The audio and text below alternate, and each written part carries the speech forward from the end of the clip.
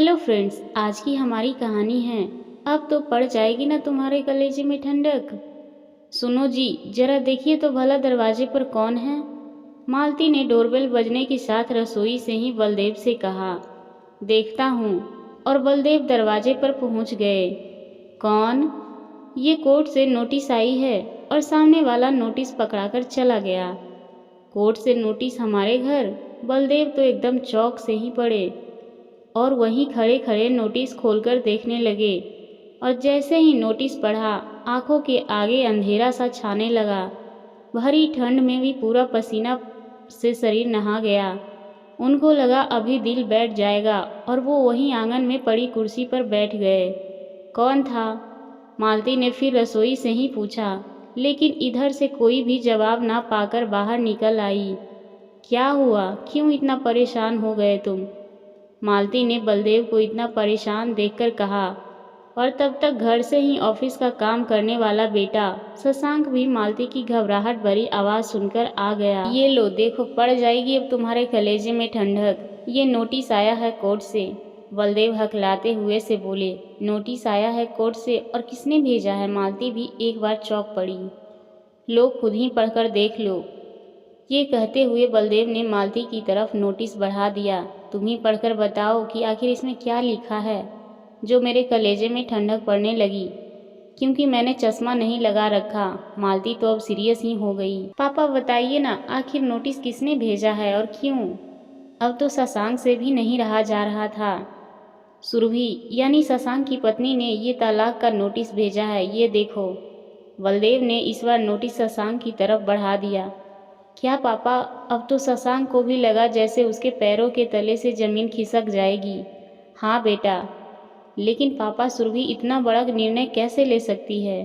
शशांक को तो सचमुच कुछ भी समझ में नहीं आ रहा था। बेटा, इस बार वो जिस तरह से अपमानित होकर गई है, उसके आगे तो यही होना था। बलदेव ने किसी तरह से अपने आप को संभालकर चश्मा ठीक करते हुए कहा। ठीक कह रहे हैं पापा आप, लेकिन पापा मुझको ये उम्मीद नहीं थी कि सुरभि इतना बड़ा कदम उठा लेगी। ये कहते कहते शशांक की आंखों में आंसू छलकने लगे।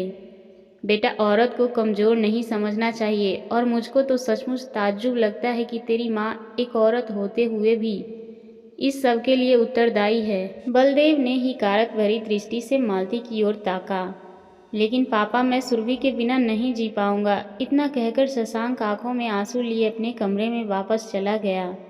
मैं कह रहा हूँ ना कि अब तुम्हारे कलेजे में ठंडक पड़ गई होगी। तुमको बेटे की हालत दिखाई पड़ रही है ना? जब से इस बार सुरभि इस घर से गई है, उसका हंसना मुस्कुराना जैसे सब समाप्त हो गया हो। यहाँ तक कि खाना भी वो अपने कमरे में ही बैठकर खा लेता है। पता नहीं खाता भी है या फेंक देता है। तुम भले उसकी हालत देखना नहीं चाह रही, लेकिन मुझसे उसके दिल का दर्द छुपा नहीं। बलदेव सचमुच बहुत नाराज नजर आ रहे थे। अब इसमें भी मेरी ही गलती निकाल दो। तुमको सुरभि की तो कोई जैसे गलती दिखाई ही नहीं पड़ती। हर बात को लेकर कितना ज़्यादा बहस लड़ाती थी। इसी बात को लेकर उन दोनों में झगड़ा होता था। मालती इस बार बहुत तमक कर बोली, लेकिन मेरे हिसाब से तो 100% तुम्हारी ही गलती है। अब जब बेटी पराए घर से ब्याह कर इस घर में आई है, तो थोड़ी बहुत गलतियां तो होती ही रहती हैं। लेकिन जैसे ही शशांक ऑफिस से वापस आता था, तुम उसकी दिन भर की बातों को नमक मिर्च लगा लगा कर बताती थी। बस इसी बात को लेकर उन दोनों के बीच कहासुनी होती थी। शुरू शुरू में तो बेचारी कुछ बोलती भी नहीं थी, लेकिन तुम्ही ने उसको मुंह खोलने के लिए मजबूर किया। अरे भाई, जब कोई भी पेड़ पौधा या फसल एक जगह से निकालकर दूसरी जगह रोपी जाती है, तो कितनी ज़्यादा संभाल कर रखनी पड़ती है और धैर्य रखना पड़ता है। लेकिन अफसोस कि तुम एक स्त्री होकर भी दूसरी स्त्री को दर्द नहीं समझ पाती। तुमको तो बस उसकी गलतियां ही नज़र आती थी, और इस बार तो सचमुच तुमने हद ही कर दी कि शशांक को भड़का भड़का कर उसके ऊपर हाथ उठाने के लिए विवश कर दिया। ये तो कहो कि मैंने आगे बढ़कर शशांक का हाथ पकड़ लिया, वरना अनर्थ ही हो जाता। बताओ भला कि कौन लड़की इतने अपमान के बाद इस घर में रुकेगी? जरा सोच कर बताओ कि मैंने कभी तुम्हारे ऊपर भूल से भी एक बार हाथ उठाया हो? फिर तुमने शशांक को क्यों नहीं फटकारा उसके ऊपर हाथ उठाने के लिए? मेरे हिसाब से बहुत अच्छा किया सुरभि ने। अब बैठकर डफली बजाओ तुम माँ बेटे।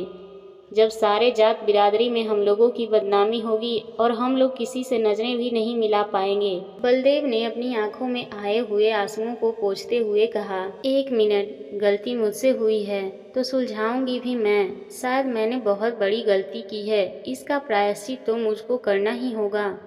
मैं बहुत ज़्यादा कुटिल हो गई थी सुरभि को लेकर। उसको हर पल नीचा दिखाना चाहा, लेकिन अब नहीं। आप गाड़ी निकालिए, हम लोग अभी के अभी सुरभि के पास चलते हैं। मालती अब तो बहुत ज़्यादा पछताते हुए बोली, मैं तो बिल्कुल भी नहीं जाऊंगा, क्योंकि तुमने पहले कभी मेरा कहना माना नहीं, और जब ये परिस्थिति आ गई तो मेरे कंधे पर बंदूक रखकर चलाना चाह रही हो। क्या पता आज तुम इतना सोच रही हो, कल को फिर अपनी बातों से मुकर जाओगी। जाना है तो शशांक को लेकर जाओ। बलदेव ने तो साफ हाथ झाड़ते हुए कहा, प्लीज़ मेरी बात मान जाओ, भगवान भी एक बार गलती सुधारने का मौका देते हैं। मालती गिड़गिड़ाते हुए बोली, एक गलती नहीं, कई गलतियाँ। बलदेव फिर से चिहुक कर बोले, अच्छा कई गलतियाँ सही, लेकिन आखिरी बार मेरा साथ दे दो। फिर अगर गलती करूं तो जो जी चाहे वो सज़ा दे देना। शायद मालती बहुत ज़्यादा पश्चाताप की आग में जल रही थी, क्योंकि महसूस तो वो भी शशांक की हालत को कर रही थी।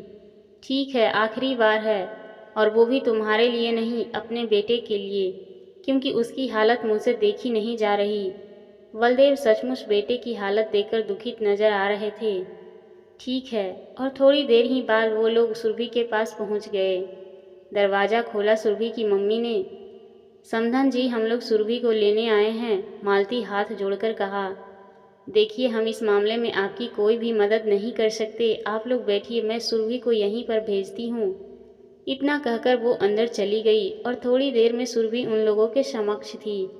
सुरभि बेटा, आज तेरी सास तुझसे कुछ मांगने आई है। मैं सचमुच तुम्हारे साथ बहुत ज्यादतियाँ की हूँ, लेकिन सिर्फ आखिरी बार माफ़ कर दो। तुमको विश्वास दिलाती हूँ कि आइंदा कभी मुझसे ऐसी गलती नहीं होगी। मालती तो सुरभि को सामने देखकर एकदम झटके से उठी और उसको पकड़कर रोने को ही हो गई। लेकिन मम्मी जी, मुझको अब उस घर में रहना ही नहीं है, जहाँ मेरी खुद की भावनाओं का कोई सम्मान नहीं। जो गलती मुझसे होती उसका दंड भी मुझको, और जो नहीं होता उसका भी दंड मुझको। आपने मुझको समझ किया रखा है, एक लाचार बहू। अब वो ज़माने बीत गए मम्मी जी, जब बहुएं रो धोकर अपनी ज़िंदगी ससुराल में काट लेती थी। सुरभि ने बेबाकी से अपनी बात रखी। बेटा, बस आखिरी बार। मालती को अपनी गलती का एहसास बहुत अच्छी तरह से हो गया, और जो पछतावा मैंने इसकी आंखों में देखा है, वो उसको देखते हुए मैं तुमसे वादा करता हूँ कि अब ये ऐसा कुछ भी नहीं करेगी। बलदेव को मजबूरी में ही सही, मगर बोलना पड़ा। लेकिन पापा जी, शशांक क्यों नहीं आया? बल्कि शशांक को तो ज़रूर आना चाहिए था। सुरभि थोड़ा बिफरते हुए बोली, शशांक बाहर गाड़ी में बैठा है, उसकी तो हिम्मत ही नहीं पड़ रही अंदर आने की। जब से उसने तालाक का नाम सुना है तब से एकदम सा गुमसुम सा हो गया है। मैं अभी उसको ज़बरदस्ती बुलाकर लाता हूँ। बलदेव बाहर जाकर शशांक को बुला लाए। प्लीज़ सुरभि, मुझको माफ़ कर दो, मैंने बहुत ही गलत किया तुम्हारे साथ, लेकिन मैं कसम खाकर कहता हूँ कि आज के बाद अगर धोखे से भी मुझसे कोई गलती हो तो तुम एक पल भी देर किए बिना मुझको हमेशा हमेशा के लिए छोड़कर चले जाना। शशांक घुटनों के बल बैठकर सुरभि का हाथ पकड़कर रोते हुए बोला, ठीक है शशांक, आखिरी बार। सुरभि ने शशांक के कंधों को पकड़कर उठा लिया। शशांक तो सुरभि के गले लगकर फूट फूट कर रो पड़ा, क्योंकि वो तो सुरभि को बहुत ज़्यादा प्यार करता था। लेकिन मालती की लगा आग बुझाई से तंग आकर सुरभि से झगड़ा करना पड़ता था। अब बहू, अपने घर चलो और अपना केस वापस ले लो। अब से मैं तुम्हारी सास नहीं, बल्कि एक माँ बनकर दिखाऊंगी। मालती ने सुरभि का हाथ पकड़कर कहा, और थोड़ी ही देर में सुरभि उन लोगों के साथ चल पड़ी, क्योंकि तलाक तो वो भी शशांक को नहीं देना चाहती थी, क्योंकि प्यार वो भी बेइंतहा करती थी शशांक से। लेकिन अपना सम्मान बचाए रखने के लिए एक झटका देना भी बहुत ज़रूरी था। मालती ने घर पहुंचकर आज दोबारा सुरभि की आरती उतारी, और आरती उतारने के साथ साथ उसके साथ बहुत ही प्यार से व्यवहार करने का वादा किया। खैर समय अपनी गति से चल रहा था और सचमुच मालती ने जो कहा उस पर चलकर दिखाया। अब तो सुरभि को कोई भी शिकायत नहीं रही। समय के साथ उसकी गोद में एक नन्ही मुन्नी परी भी आ गई। पूरा परिवार में स्नेह का वातावरण बन गया। आशा करती हूँ आपको ये कहानी पसंद आई होगी। इस कहानी पर आपकी क्या राय है हमें कमेंट करके ज़रूर बताएं। कहानी पसंद आई हो तो लाइक ज़रूर करें और इस कहानी को जितना ज़्यादा हो सके शेयर करें ताकि समाज से ऐसे कुंठित सोच को हमेशा के लिए ख़त्म किया जा सके। और ऐसे ही नई नई वीडियोस पाने के लिए आप हमारे चैनल को सब्सक्राइब कर सकते हैं। कहानी सुनने के लिए आपका बहुत बहुत धन्यवाद।